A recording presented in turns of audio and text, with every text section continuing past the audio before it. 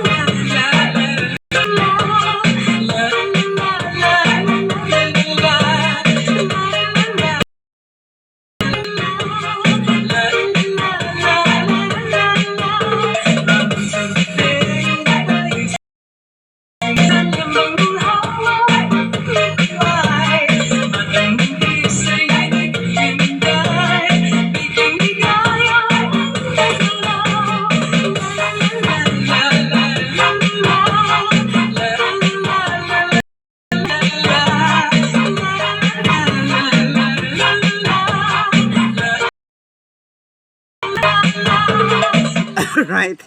Good morning guys. Ayan, nag-exercise exercise. Ayan, pinagpawisan din ako dun Ayan. Atrás na po ng buwan ng Enero 2024.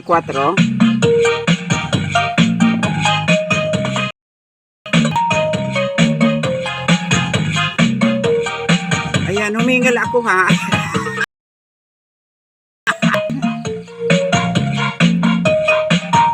And syempre batiin ko na muna ang lahat ng ating mga taga-subaybay. Luzon, Visayas sa Mindanao, magandang araw ng Sabado po. Ngayon po ay Laba Day. Na maglaba doon sa mga lugar na hindi inuulan. Pero kapag ka inuulan, mahirap ano. Lalo tabayan.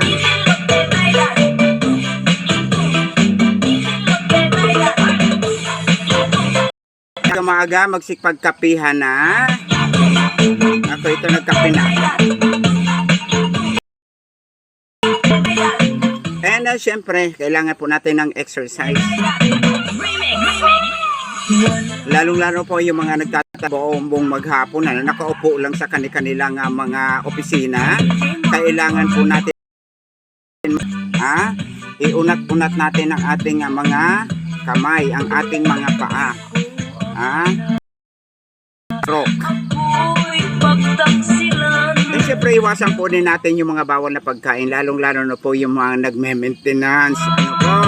May mga iniinda ng karamdaman, ingat-ingat po tayo kung ano ang ipinagbabawal ng doktor. Patsundin po natin para po yan sa ating kalusugan. Kasi nga naman kung hindi naman natin yung advice ng ating mga physicians, mahirap din po yan. Hindi rin mawawala ang inyong karamdaman. Bagkos palala ng palalayan. At saka kung hindi yun lang naman susundin yung doktor, doon sa mga ipinagbabawal na dapat mong kainin, bakit nagpa-check up ka pa, nagpa-doktor ka pa, kung wala ka naman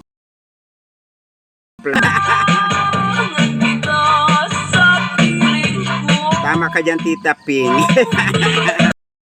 Magpapacheck up, magpapatingin ako, kasi parang may karamdaman ako, si ganito, ganon, ito ako, high blood, may sobra ako sa cholesterol, di ba? Yung mga ganon. Diabetic ako, di ba? Yung mga ganon. Tapos magpapacheck up, natuklasan ng doktor, na ganon niya ang kanyang karamdaman. Sasabihin ng doktor, ito ang dapat mong bilhin. Ito ang mga ipinagbabawal. Halos wala ka nang dapat kainin doon sa ipinagbabawal niya. Ito mga bawal ha, sundin mo ito para gumaling ka. Kung gusto mong gumaling, kung ayaw, di wag. Wag sundin yung aking advice, di ba? Ganon, sa umpisa.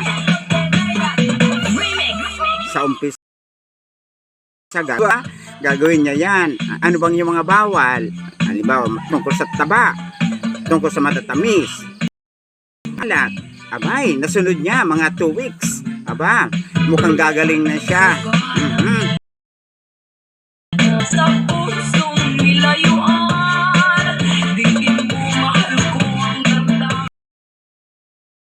pas ang ilang linggo, mag-iisang buwan o 2 buwan, sasabihin nung pasyente, nung rinisitahan, ay nako, wala na, magaling na ako. Magaling na ako. Tuloy-tuloy uli ako dun sa mga bawal. Kayang sundin yung doktor. Akalain mo yan, bawal yung maalat, bawal yung matamis, bawal yung mga, bawal yung matamis, bawal yung may mga taba. Di ba? Yung ngayon, okay na ako So, good na naman siya. Kain naman doon sa pinagbabawal. Diba? Okay lang. Dahil medyo malakas-lakas pa naman yung kanyang resistensya. Sige. Ginawa niya nga. Kumain na naman ng mataba. Kumain naman ng mga cholesterol na pagkain. Ayan. Yung ginawa niya na naman yun. Diba? Yung mga maaalat. Di ba bawal sa iyo yan? O bakit yun na naman nilalantakan mo, yung taba? Ay naku ma, sabi ni Mr. Ay naku ma, magaling na ako ma, okay na ako. Wala na ako nararamdaman. Sinunod ko naman yung doktor, di ba? Isang buwan na ako. Tsaka okay na, good health na ako. Kita mo yan, nag-exercise. Hindi na ako hinihingal. Di ba?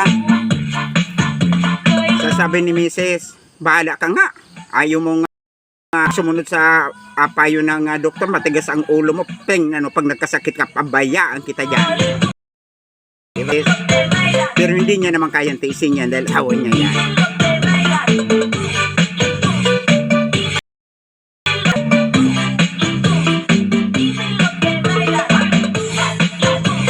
Ay nako guys, bumilang ka ng ilang buwan. Ayun na naman sasabihin ni Mr. naman kay Mrs. Ma, ito hindi naman ako makahinga. Hindi naman ako makahinga. Dali mo naman uli ako sa doktor. Ang ganon! Mainit sa pulang riba! Mainit po! Hello! Mainit mo kalit! Magpapadala na naman siya sa doktor. Oo. Eh, siyempre walang magawa si Mrs. Nagdadayudoy na naman kang kulog. Si Mr. Habang nasa tricycle, papunta sa ospital, anong sabihin? Lamas, sermon dito, sermon doon. Sasabihin ni Mrs. O yun na nga sinasabi sa gis ng ulo, ewan ko ba? Ngayon, tingnan mo ngayon, di namimilipit ka na naman, hindi ka na makahinga. Ikaw kasi sabi ko, wag kang masyadong kumain ng taba. Yung mga pinagbabawal ng doktor, sundin natin, sundin mo. Linantakan mo na naman yung matataba.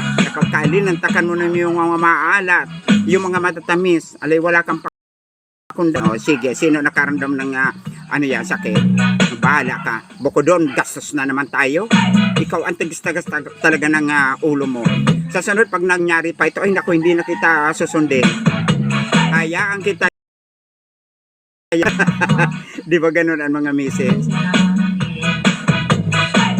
Ayan, pagdating naman sa doktor, ay attending physician na dating nag-assist sa kanya, dating nagtingin sa kanya. Ay nako, yung mga bawal. Wag mo nga, ang bawal nga kaya nga, bawal eh. Nilantakan mo, akala mo magaling ka na. Edad ka na.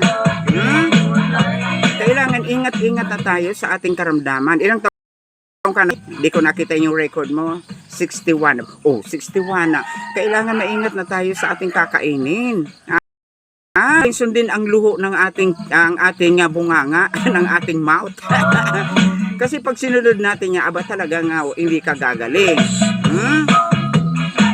Maganda na sana sabi mo, nasunod nyo so almost 1 month na talagang sinunod mo yung aking reseta, yung advice ko. Pero kumot okay ka na naman, diretso ka na, magaling ka na. Sa mga ganyan may edad-edad, no, mahirapan na talaga tayo. Kailangan may maintenance na tayo. Susundin natin yung mga maintenance. Mga bawal. Huwag nyo na nga, Diyos ko naman, pahirapan mo pa yung sarili mo sa sakit. O diba? At saka, siyempre, yung pera, yung gastos nyo sa ospital. Hindi naman ako nangingialam, di ba? Ako yung konting advice lang. Dito nga namin ni Mrs. Ayun ako, yun na nga dok, ang problema ang ulo. Lagi kong sinasabihan, ano naman yan, mataba na naman ang kinakain mo. Di ba bawal sa iyo yan? O linantakan mo na naman, matamis yun. Sinabi sa akin, Dok, niyan, ay nako, wala na, magaling na ako, Mrs. Tingnan mo, ang galing ko na, naigaganyan ko namang aking mga kamay, di ba? Tsaka yung pa ako, wala na nga, sakit aray. Di ba? Nagmayabang pa, ngayon, ayan. Di ba? Namimilipit ka naman sa sakit.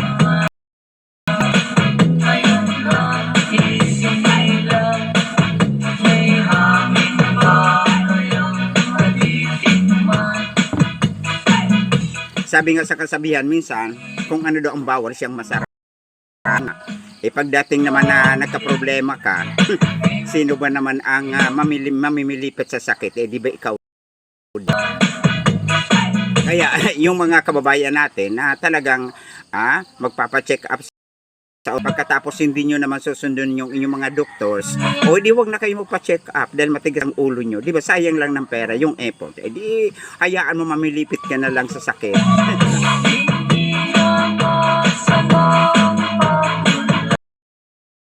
At saka may mga herbal naman tayo na pwede nga magtanong-tanong tayo, mag-research tayo sa YouTube kung ano ang mga herbal medicine o plants na pwede nating inumin, kung ano ang mga karamdaman natin. Kung sobra ka sa cholesterol, hanapin nyo dun sa YouTube, mayroon naman gano'n, di ba? Na ito ay kontra, ito ang panggamot, di ba? Wala naman masama, herbal naman yun di ba? May mga gano'n. Hindi, syempre kasi pag may mga edad-edad na kasi talaga, unti-unti na yan hihina ang ating immune system. Ako nga, tingnan nyo, ako ay, ayan, 63 in the making, ayan. Diba? Sabi nila, tapi hindi kalata. Oo nga, sabi nga nila, Kasi kaya dapat maging mga ingat tayo sa pagkain. Ako naman hindi naman maingat sa pagkain. Kung ano ang gusto kong kainin na may pambili ako. Bibiling ko pa rin. Ang kaibahan nga lang, magaling ako sa tubig. No? Madalas ako uminom ng tubig.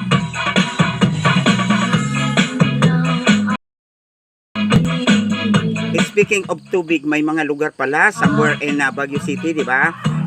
Almost kontaminado ang mga tubig na iniinom doon. Kaya naman, marami ang nagkakasakit. Kaya kung hindi po tayo safe, ayan, may mga distilled water naman tayo. Magkano lang nagagastusin natin? Nabibili yan sa mga store, yung mga distilled water.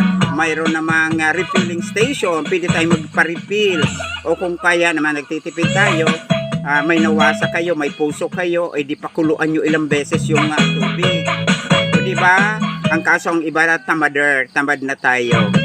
Kaya yung galing na sa puso, sa nawasa, iyon ang pinapainom natin. Minsan may mga leak naman yung mga tubo. Natural yung mga dumi papasok dun sa tubo na iyon naman na naiinom natin.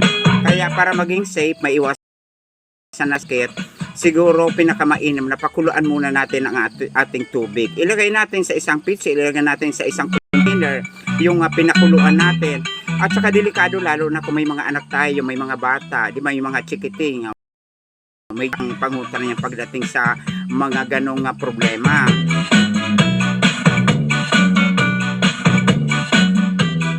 Kaya ingat-ingat pa, pinakamahalaga po ang kalusugan sa buhay natin, no?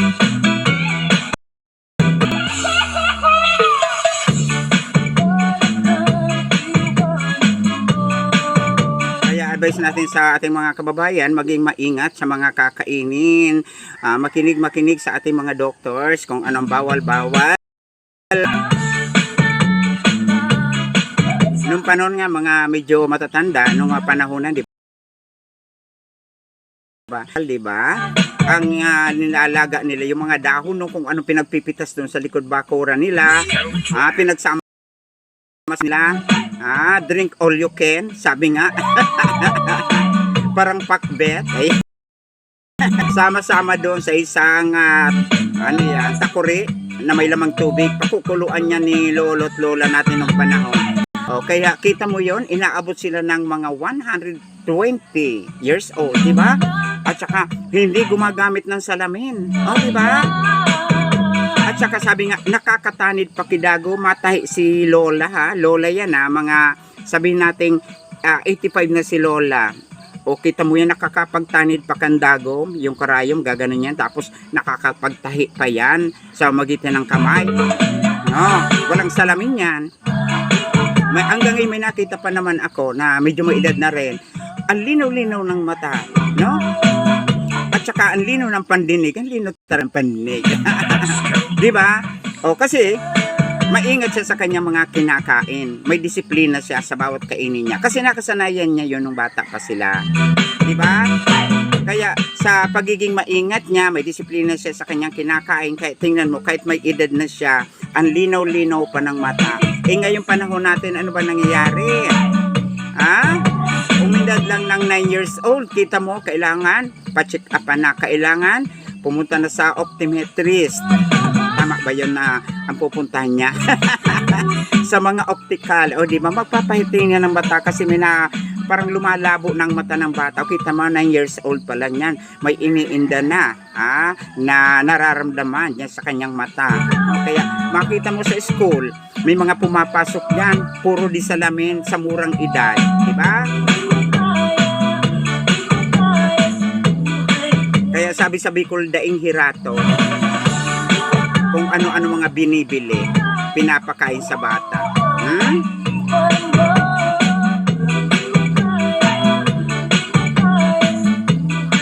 Kaya bakit din natin subukan na ibalik yung nakagawian ng mga nanay natin? Magtanim kayo ng mga herbal plants, mga medicinal plants sa likod bahay nyo, salip na puro damo ang tumubo dyan. Mas mainam na yung mga medicinal plants. Bukod sa may pakinabang na, maganda pa sa tingin natin dahil kulay luntian, mga berde ang kulay niya, mga luntian ang kulay, masarap sa mata nga panuorin ang mga nagbiberdihang dahon sa paligid ng ating tahanan. Itaping din ma. Wala naman pakinabang. Diba?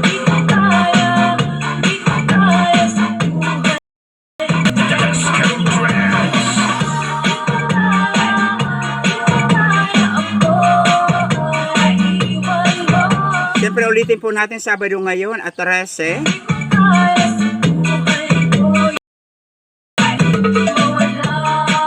Ng buwan ng Enero 2024.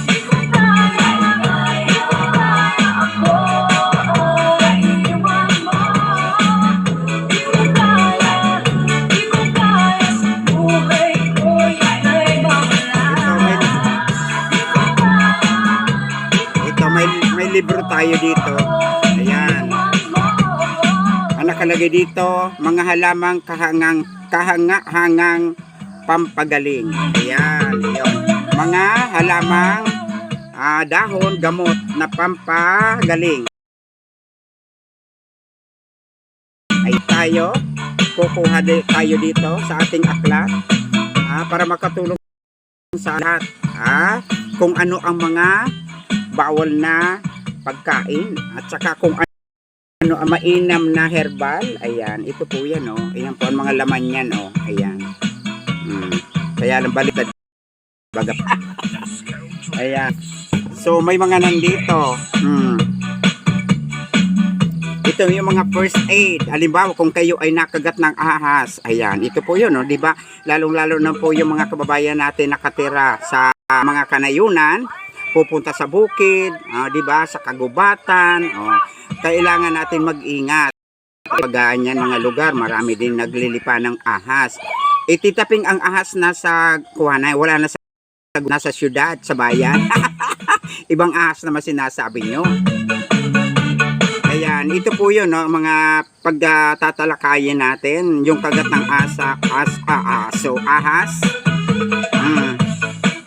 Ano ba ang pangunahing lunas pagkatapos na kayo'y kagatin? O di ba? Mga tawag na ito first aid bago natin ayan. Aagapan muna natin. Ayan, pag-usapan po natin yan mga sabi natin mamayang gabi. Para kahit paano makatulong sa ating mga kababayan. Ano ba ang first aid? Ano ang unang lunas kapag kayo ay natuklaw ng ahas? Ayan. May mga allergy naman. Nandito din, pangangati ng balat at allergy. Ano ang pangunahing lunas dyan? Nagamit ang herbal. Medicinal plants. Kapag masakit naman ang lalamunan natin, ano ang unang gamot? Diba? Na muna tayo bibili ng mga nabibili sa butika. So may mga herbal, iyon na. Kaya ano ba yon? Isa lang nyo po sa mga tatalakayin, di ba? Maganda po yun. Makakatulong po sa ay pangunahing gamot lang. Ibig sabihin first aid po na dapat natin gawin. Kung medyo hindi pa rin okay, yung kumonsulta sa doktor. Ang mahalaga, nabigyan kaagad natin ng pangunahing lunas. Okay? So yan na muna guys. Maraming salamat sa nag-antabay ngayong araw ng Sabado. Labaday sa lahat-lahat. Salamat po sa aking mga followers, sa aking mga viewers. Maraming salamat. God bless po and sa lahat ng mga ads, mga sponsors. maraming salamat and thank you so much din kay Sir Meta sa mga ads. Okay? Maraming salamat. God bless.